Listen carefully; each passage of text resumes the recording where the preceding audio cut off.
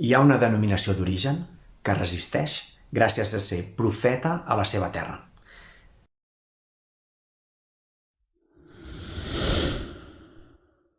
És la denominació d'origen Pla de Bages. És una denominació d'origen que es va crear l'any 1995, tot i que la producció de vi a la comarca del Bages és també mil·lenària. De fet, a l'època de la prefiloxera va arribar a ser, conjuntament amb Penedès, la zona amb més vinya de tota Catalunya. El que passa és que la filoxera va malmetre tot Catalunya i en aquesta zona, com a tot l'entorn de Barcelona, va haver de competir, la reintroducció de la vinya va haver de competir amb la industrialització, la revolució industrial i la indústria tèxtil.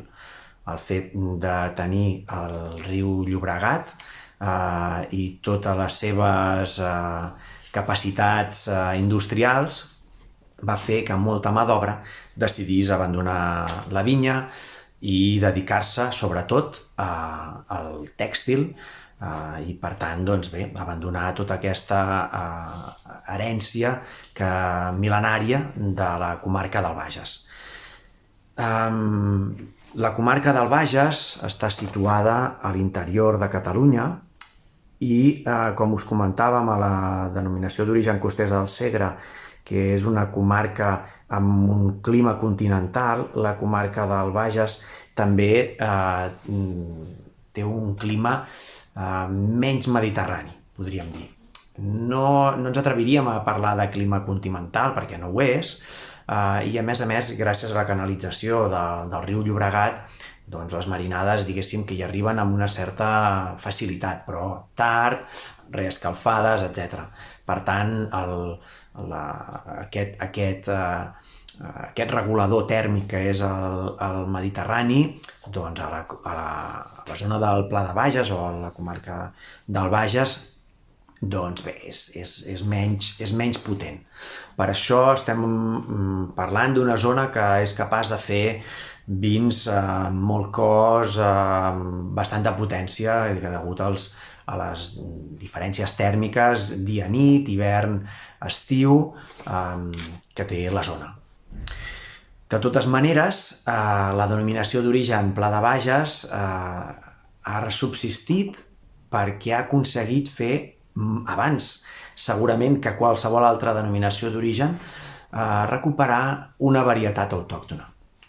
Va ser pionera, en aquest cas, amb la recuperació d'una varietat autòctona que feia vins blancs, curiosament, que és la Picapoll. I va aconseguir abanderar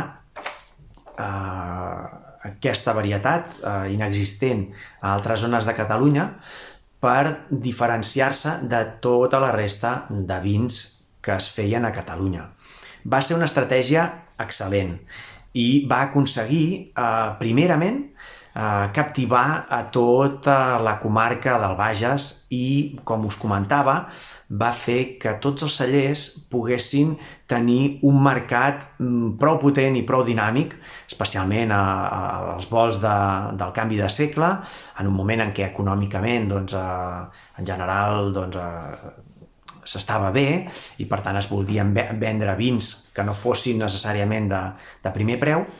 I amb aquesta política molts cellers van atrevir-se a elaborar vins amb una certa qualitat. No només Picapoll jove, sinó també Picapoll amb una certa criança, amb barriques, com era potser més tradicional ara fa unes dècades. Ens atrevíem a això, o vins negres però amb una certa criança, no elaborar-los joves, que probablement no és la tècnica més exitosa per vins a la zona del Bages, sinó deixar-los reposar una mica més de temps, sempre en aquella època amb barriques, i també introduir noves tècniques.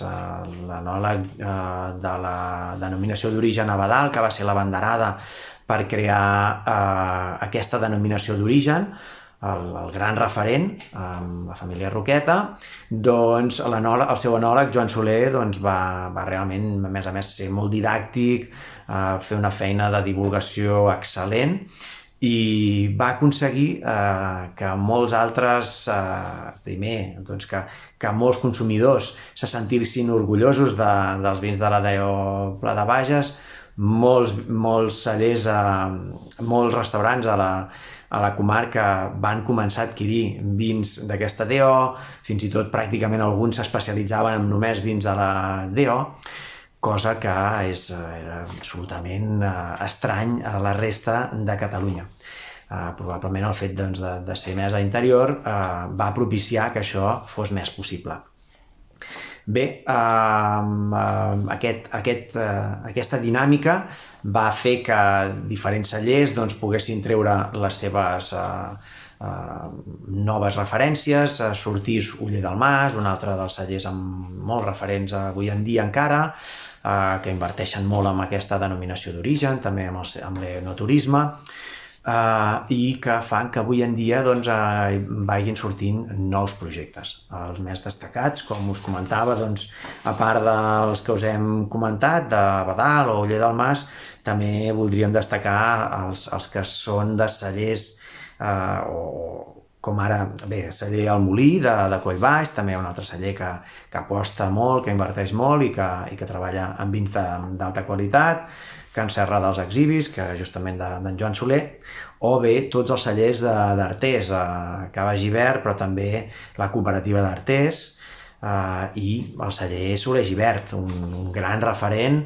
que a més ara ja treballa molt bé amb varietats com ara el Sumoll, amb la Mandó. Són dos varietats negres que volen ser de nou una mica la revalidació del picapoll, però amb negre. El picapoll com a referència de raïm blanc per la denominació d'origen, doncs Mandó i Sumoll com a referència de raïm negre per la denominació d'origen. Tasteu-los, tenim vins molt xulos, molt interessants en aquesta denominació d'origen, que també fa vins amb Cabernet Sauvignon, amb Merlot, però cada vegada va incorporant amb més sentit varietats antigues que ja estem trobant la manera com elaborar-les molt més aptes per a tots els públics. Atreviu-vos-hi. Salut!